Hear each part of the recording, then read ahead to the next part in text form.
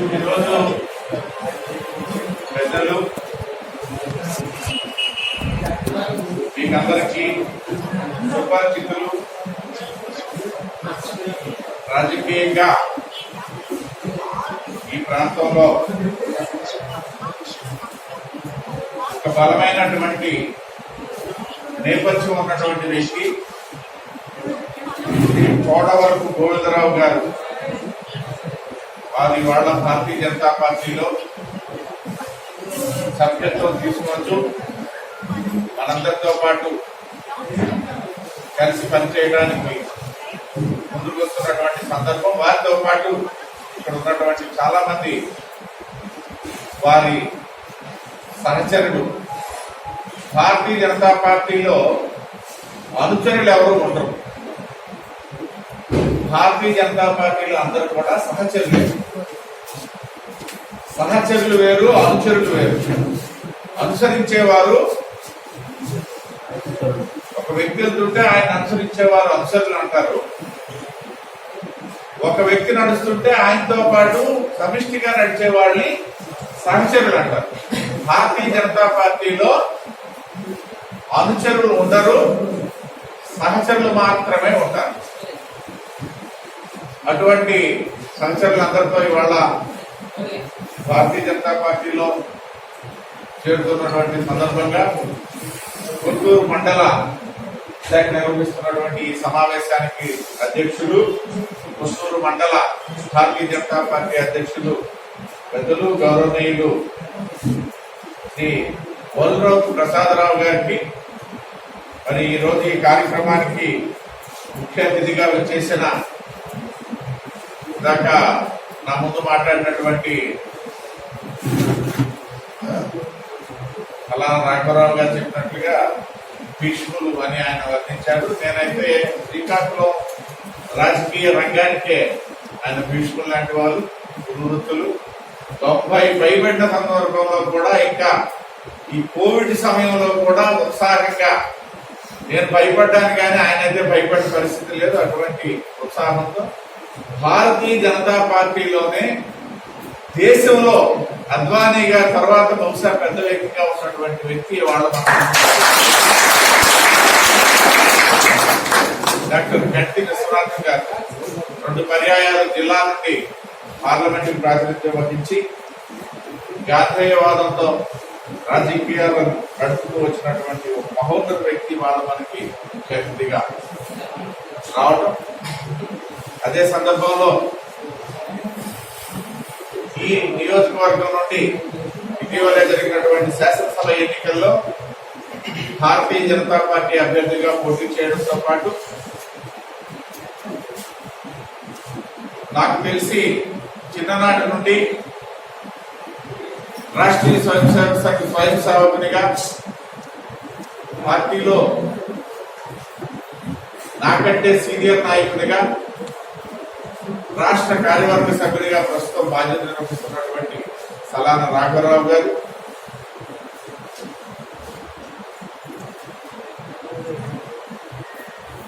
ఇటీవల కాలంలోనే భారతీయ జనతా పార్టీలో చేరినప్పటికీ రాజకీయంగా ఒక బలమైనటువంటి పునాది కలిగి ఒక మంచి అవగాహన ఉన్నటువంటి వ్యక్తి పెద్దలు భూపతిరావు గారు.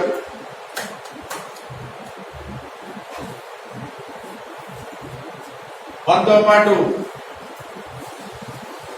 ఇటీవలే జరగవలసి ఆగిపోయినటువంటి స్థానిక సంస్థల ఎన్నికల్లో భారతీయ జనతా పార్టీ అభ్యర్థిగా జిల్లా ప్రాదేశిక జడ్పీటీసీ అభ్యర్థిగా పోటీ చేసినటువంటి వడమా శ్రీనివాసరావు గారు. అదే సందర్భంలో ఉమ్మడి శ్రీకాకుళం జిల్లా ఇప్పుడైతే మనం ఆర్గనైజేషన్ పరంగా పార్లమెంట్ నియోజకవర్గాన్ని ఒక జిల్లాగా మార్చుకున్నందువలన పక్కనే ఉన్నటువంటి పార్వతీపురం జిల్లాకి వెళ్ళిపోయినప్పటికీ ఉమ్మడి శ్రీకాకుళం జిల్లాలో ఆ రోజు ఉన్నటువంటి 44 మండలాల్లో ఒక చురుకైనటువంటి మండలాధ్యక్షుడిగా పనిచేసి ఇప్పుడు కూడా ఈ పక్క మండలం వామిన మండలానికి అధ్యక్షులుగా ఉన్నటువంటి చిరంజీవి కొత్తకోట తిరుపతిరావు,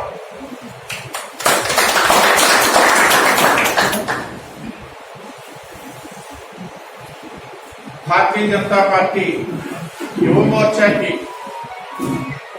రాష్ట్ర కార్యదర్శిగా, మరి ముఖ్యంగా చిరంజీవి బాలాదిత్య నా కుమారుడే, నాకు చేదోడు వాదోడుగా రాజకీయాల్లో ఉన్నప్పటికీ కూడా రాష్ట్ర పార్టీ ఆదేశించి కార్యదర్శి బాధ్యతలను అప్పగించి ముందుకు తీసుకెళ్తున్నటువంటి సందర్భాన్ని నా కుమారుని కూడా మీ అందరికీ పరిచయం చేస్తూ, ముఖ్యంగా ఈ ప్రాంతంలో ప్రముఖ ఎస్టీ నాయకునిగా గుర్తింపు పొందినటువంటి హిమగిరి ప్రసాద్ గారు,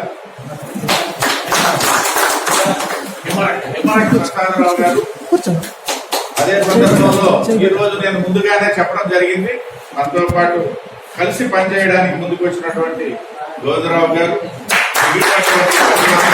పేరు పేరున అందరినీ అభినందిస్తూ అందరికీ పేరు పేరున నమస్కారాలు తెలియజేసుకుంటూ చాలా మంచి రోజుగా ఈ రోజు నేను అభివర్ణిస్తున్నాను. ఎందుకంటే రాష్ట్రంలోనే చివరి మండలం ఆల్మోస్ట్ ఆల్ ఇక్కడ నుండి మళ్ళీ వరిస్తా మనకి ప్రారంభం అయిపోతుంది. కొత్తూరు మండలం అక్కడే భాగం కూడా అంతే. ఇలాంటి శివారు మండలంలో ఇటువంటి కరోనా పాండమిక్ సిచ్యుయేషన్ లో మనం ఇంత చక్కగా అందరం కలిసి, ప్రమాదకరమే కాదనట్లేదు, కానీ నేనైతే కొన్నాళ్ళు పొడిగించమని అడిగాను. లేదు ఇవాళ ముహూర్తం పెట్టుకున్నాము ఎలాగైనా రావాలి అనేసి అంటే రావడం జరిగింది. మరి ఇటువంటి శుభ సందర్భంలో వాళ్ళు ఆయన పార్టీలోకి జాయిన్ అవుతున్నారు. ఎప్పుడో 25 ఏళ్ళ క్రితం నేను పార్టీలోకి వచ్చాను. మనలో చాలా మంది మన ముందు పలాస నుండి పోటీ చేసినటువంటి, మన శాసనసభ ఎన్నికల్లో పోటీ చేసినటువంటి వ్యక్తి కూడా మన ముందే ఉన్నారు. చాలా మంది చాలా కాలంగా పనిచేస్తున్నటువంటి వాళ్ళు కూడా ఉన్నారు. చెప్పారు రాఘవరావు గారు పార్టీ విశిష్టత ఏంటి అని.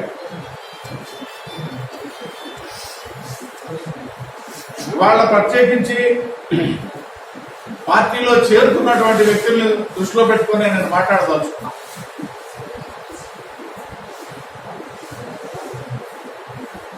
నేను 2-3 ప్రశ్నలు మిమ్మల్ని అడుగుతా. ఇవాళ రాష్ట్రంలో 2 ప్రాంతీయ పార్టీలు ఉన్నాయి. ఒకటి గతంలో అధికారం వెలగబెట్టినటువంటి తెలుగుదేశం పార్టీ. తెలుగుదేశం పార్టీని ఎవరు పెట్టారు? ఎన్టీ రామారావు గారు పెట్టారు. ఇప్పుడు అధికారాన్ని వెలగబెడుతున్నటువంటి పార్టీ ఏ పార్టీ? వైఎస్ఆర్సీపీ. దీన్ని ఎవరు పెట్టారు?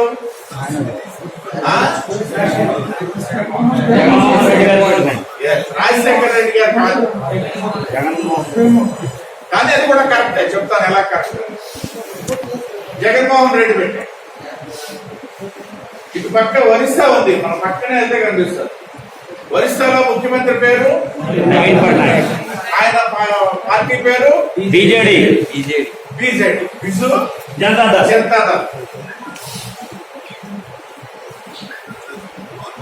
భారతీయ జనతా పార్టీని ఎవరు పెట్టారు?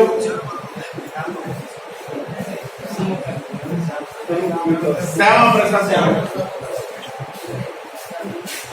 మరియు ఇటువైపు ఉన్నటువంటి దీన్ దయాళ్ ఉపాధ్యాయ. వాళ్ళిద్దరూ ఈ పార్టీకి ఫౌండర్స్ మెంబర్ గా ఏదైతే పెద్దలు వాజ్పేయి గారు, వాళ్ళ మనతో పాటు ఉన్న జీవిస్తున్నటువంటి పెద్దలు అద్వానీ గారు కూడా ఫౌండర్స్. నేను ఇందాక 4 పార్టీల గురించి అడిగాను. 4 ప్రాంతీయ పార్టీలు, క్షమించాలి 3 ప్రాంతీయ పార్టీల గురించి అడిగాను. అంతే కదా. దాదాపు 3 ప్రాంతీయ పార్టీల తాలూకా ఫౌండర్స్ ఎవరంటే టక్కమని చెప్పేశారు అందరూ. కానీ ఇవాళ ప్రపంచంలోనే 17 కోట్ల మంది సభ్యులు, కానీ ప్రపంచంలో పెద్ద పార్టీయే కాకుండా అత్యధిక మంది సభ్యత్వం కలిగినటువంటి పార్టీ కూడా భారతీయ జనతా పార్టీ. అవునా? కానీ ఫౌండర్స్ ఎవరంటే పట్టుకోవాల్సి వచ్చింది.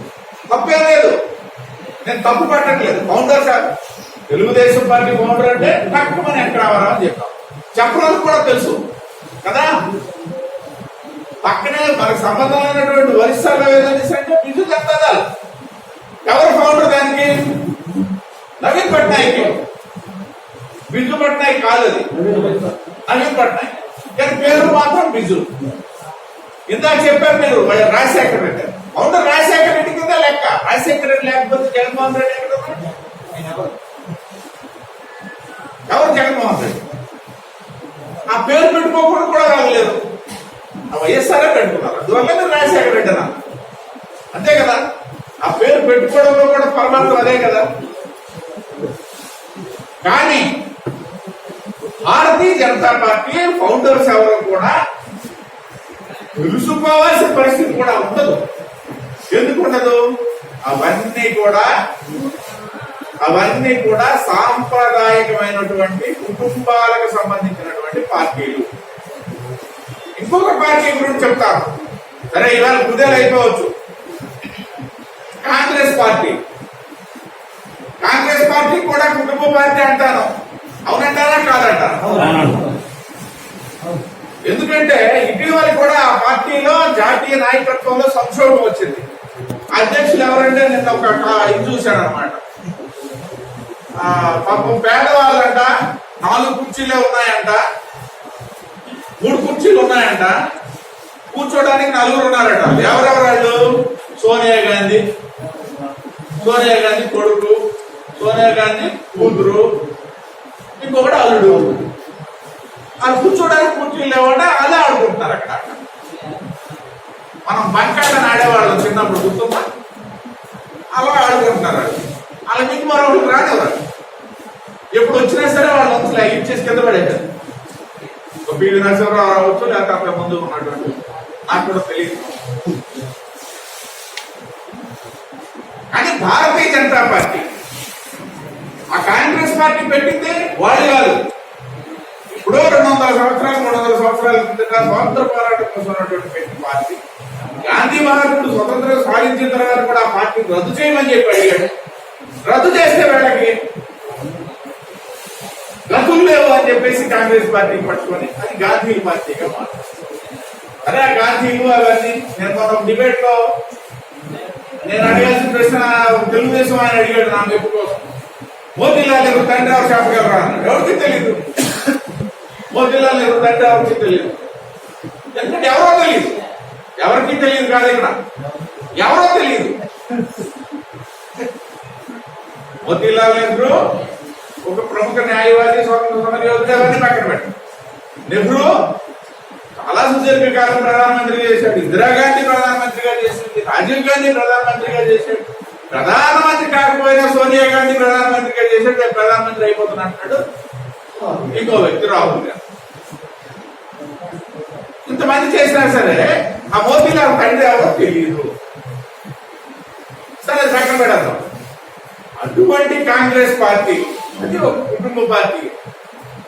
కానీ భారతీయ జనతా పార్టీ పేరులోనే ఉందని, పేరులోనే భారతీయ జనతా పార్టీ. దీనికి ఏమైనా కుటుంబ నేపథ్యం ఉందా?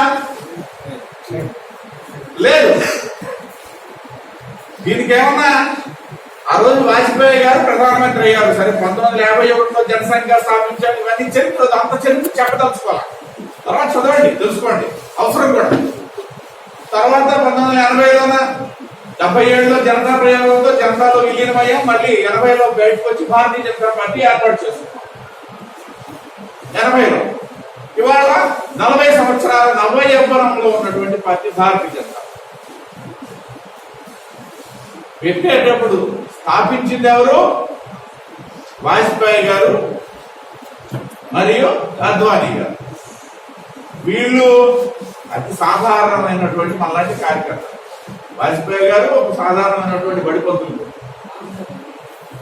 ఎవరో పెట్టి పార్టీని తీసుకురాలేదు కాంగ్రెస్ పార్టీ లాగా, లేకపోతే తెలుగుదేశం పార్టీ లాగా ఎన్టీ రామారావు లాంటి ఒక పెద్ద ఫ్యామిలియర్ ఫిగర్ స్థాపించిన వాళ్ళు కాలేదు. సాధారణ కార్యకర్తలు కలిపి స్థాపించినటువంటి పార్టీ భారతీయ. సరే, తర్వాత 96లో ఆయన ప్రైమ్ మినిస్టర్ అయ్యారు, 13 రోజులు ఉన్నారు. 98లో మళ్ళీ రెండోసారి ప్రైమ్ మినిస్టర్ అయ్యారు, 13 నెలల పాటు ఉన్నారు. 99లో మళ్ళీ బై ఎలక్షన్స్ వచ్చాయి, మళ్ళీ ప్రైమ్ మినిస్టర్ అయ్యారు. 4 సంవత్సరాలు పట్టున్నారు. దాదాపు 5 సంవత్సరాలు పైకింపు ఆయన పరిపాలన చేసినప్పటికీ ఆయన వారసులు ఎవరైనా ఇప్పుడు ఉన్నారా? ఈ పార్టీలు ఎవరైనా ఆయన వారసులు ఉన్నారా? అదే సందర్భంలో ఆయనతో పాటు అద్వానీ గారు పార్టీ ఫౌండర్ గా ఉన్నారు. ఆయన కూడా భారతదేశంలో ఉప ప్రధానిగా చేశారు, హోమ్ మినిస్టర్ గా చేశారు. ఇవాళ భారతదేశ జనతా పార్టీ ఈ స్థితిలోకి రావడానికి ఆయన చేసినటువంటి రథయాత్రలు ఎంతో కారణం. మన ముందు కొంతమంది స్వయం సేవకులు ఉన్నారు, వారికి తెలుసవన్నీ. కానీ అటువంటి అద్వానీ గారి ఇవాళ వారసులు ఎవరైనా ఉన్నారు కదా? ఎవరు లేరు. పేరులో ఏదైతే పెట్టుకున్నామో అదే ఆచరించి చూపించే పార్టీ భారతీయ జనతా పార్టీ. నేను ఎందుకు ఇవన్నీ చెప్పుకొచ్చానంటే మన పార్టీ తాలూకా విశిష్టత ఏంటి అనేది ముందు మనం తెలుసుకున్నట్లయితే మనం ఎలా పనిచేయాలి, మన కార్య పద్ధతి ఏంటి, మనం పనిచేసే విధానం ఏంటి, మన ఆశయాలు ఏంటి, మన సిద్ధాంతాలు ఏంటి, మనం సిద్ధాంతీకరించుకున్నటువంటి సిద్ధాంతాలని కార్యరూపంలో తీసుకొచ్చి ప్రజా బాహుల్యాన్ని ఏ విధంగా మనం అందించగలము, సేవ చేయగలము, లేదా ఇవాళ నరేంద్ర మోడీ గారు అవన్నీ పుణికిపుచ్చుకొని చేస్తున్నటువంటి సేవ ఏ విధంగా ఉందని తెలుసుకోవాలనేసి అంటే మన పార్టీ తాలూకా గొప్పతనం ఏంటి, దీని పుట్టుపూర్వాత్రాలు ఏంటి, ఎందుకంటే ఈ పార్టీలో మనం చేరాలి, చేరిన తర్వాత మన ఆలోచన విధానం ఎలా ఉండాలి, మన కార్య పద్ధతి ఎలా ఉండాలి, కార్యకర్తగా మనం ఏం చెయ్యాలి, ఏం చేయకూడదు, ఇవన్నీ తెలుసుకోవాలనేసి అంటే మన సంస్కృతి సాంప్రదాయాలు, ప్రత్యేకించి మనం పార్టీ గురించి మాట్లాడుకునేటప్పుడు మన పార్టీ సంస్కృతి సాంప్రదాయాల గురించి తెలుసుకోవాలి. ఇంకొక గొప్పతనం, ఇవాళ భారతీయ జనతా పార్టీ సంస్కృతి సాంప్రదాయాలు ఏవైతే ఉన్నాయో అవన్నీ కూడా భారతీయ మూలాల నుంచి వచ్చినటువంటి సంస్కృతి సాంప్రదాయాల ఆధారంగా వచ్చినటువంటివే. భారతీయ జనతా పార్టీ కార్యకర్తగా నీవు గనక భారతీయ జనతా పార్టీ సిద్ధాంతాలు, భారతీయ జనతా పార్టీ తాలూకా సంస్కృతి వారసత్వం నువ్వు పాటించినట్లయితే ఖచ్చితంగా నువ్వు దేశం తాలూకా సంస్కృతి వారసత్వాన్ని పాటించినటువంటి వ్యక్తిగా అనుకుంటావు. అవునా కాదా? ఇవన్నీ చెప్పడానికే నేను కొంత సమయం తీసుకొని ఇతర పార్టీలకి మన పార్టీకి ఉన్నటువంటి తేడా ఏంటి, వాళ్ళ పని విధానం ఏంటి, మన పని విధానం ఏంటి, మన పని విధానాన్ని మనం పూర్తి స్థాయిలో తెలుసుకున్నప్పుడే మన పని విధానంలో ఒక స్పష్టత, అదే దాంతో పాటు ఒక ఖచ్చితత్వం వచ్చి కార్యకర్తగా మనం ఒక బలమైనటువంటి నాయకుడిగా ఎదగడానికి అవకాశం ఉంటుందని చెప్పేసి ఈ విషయాలన్నీ మీకు ప్రస్తావించడం జరిగింది.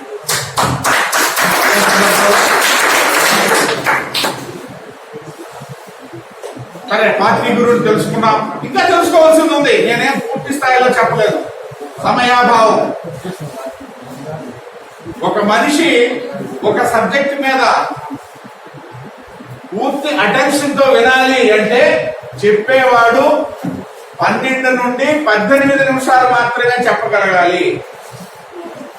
12 నిమిషాల నుండి 18 నిమిషాల్లో పూర్తి చేసినప్పుడు మాత్రమే ఆ చెప్పేది ఆ వినేవాళ్ళకి వెళ్తుంది. ఇది ఒక సర్వేలో వచ్చినటువంటి. కాబట్టి ఆ సమయంలోనే నేను చెప్పదలుచుకున్నాను. ఆ అంశం అక్కడితో విడిపడదు. రెండవది, ఇవాళగా చెప్పాను, ఇటువంటి ఘనచరిత్ర కలిగినటువంటి పార్టీ దేశంలో నరేంద్ర మోడీ గారు 2014లో అధికారంలోకి వచ్చిన తర్వాత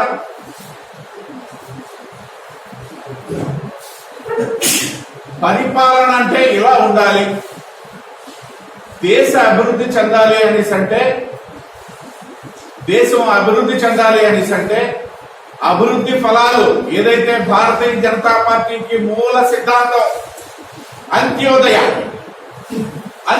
సిద్ధాంతం, ఆ సిద్ధాంతాన్ని గురించి చెప్పాలంటే చాలా సమయం పడుతుంది. సింపుల్ గా చెప్తాను నేను. అంత్యోదయ అంటే ఏమీ లేదు.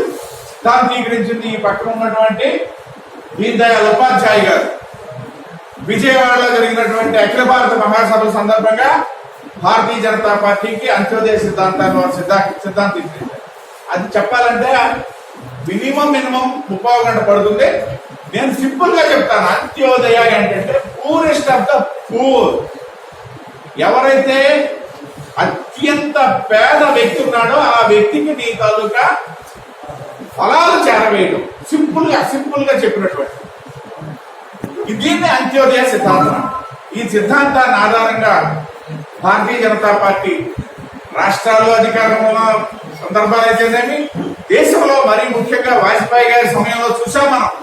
అంతకు ముందు పరిస్థితులు వేరు. వాజ్పేయి గారి సమయం చూసాం. మళ్ళీ 10 సంవత్సరాలు యూపీఏ 1-2లో కూడా చూసాం. ఉదాహరణకి ఇవాళ ప్రతి దగ్గర కూడా ప్రతి సెల్ ఫోన్ లో 2 ఫోన్ నెంబర్లు ఉన్నాయి. అవునా కాదా? ప్రతి ఒక్కరి దగ్గర 2 ఉన్నాయి. ఒకటి జియో, ఒకటి డియో, ఏదో ఒకటి మొత్తానికి జియో సెల్ ఫోన్. ప్రతి వ్యక్తి దగ్గర 2 సెల్ ఫోన్లు ఉన్నటువంటి వాళ్ళు ఉన్నారు. కానీ ఆ రోజుల్లో ఒక ఫోన్ కావాలనేసి అంటే డాక్టర్ గారు రికమెండేషన్ చేస్తే ఆయన ఎంపీగా ఒక కోట ఉండేది, 20 మందికి ఇచ్చేవాడు. వాళ్ళకే ఫోన్లు, మిగతా వాళ్ళకు ఉండేది. అదే సందర్భంలో గ్యాస్ కావాలి అనేసి అంటే ఎంపీగా ఆయన ఒక లెటర్ ఇస్తే నాకు ఒక కనెక్షన్ ఇచ్చేవాడు. మీకు లేదు, మీకు రాదు. వచ్చిందా ఎప్పుడైనా? ఇవాళ పరిస్థితి వితిన్ సెకండ్స్ కాదు. నాకు వద్దు మరో, మాకు పక్కన అడవి ఉంది, ఆ కట్టెలు దొరికితే కాల్చుకుంటావు, మళ్ళా సిలిండర్ మాకెందుకు డబ్బులు అనేసి అంటే వద్దు అని చెప్పేసి తిరుపతిలో పట్టుకెళ్ళాలి. ఇంట్లో కనెక్షన్ ఇచ్చాడు. అదే ఉజ్వల కనెక్షన్ మనందరం ఇచ్చాం. ఇప్పటికే ఎవరు కావాలంటే వచ్చింది.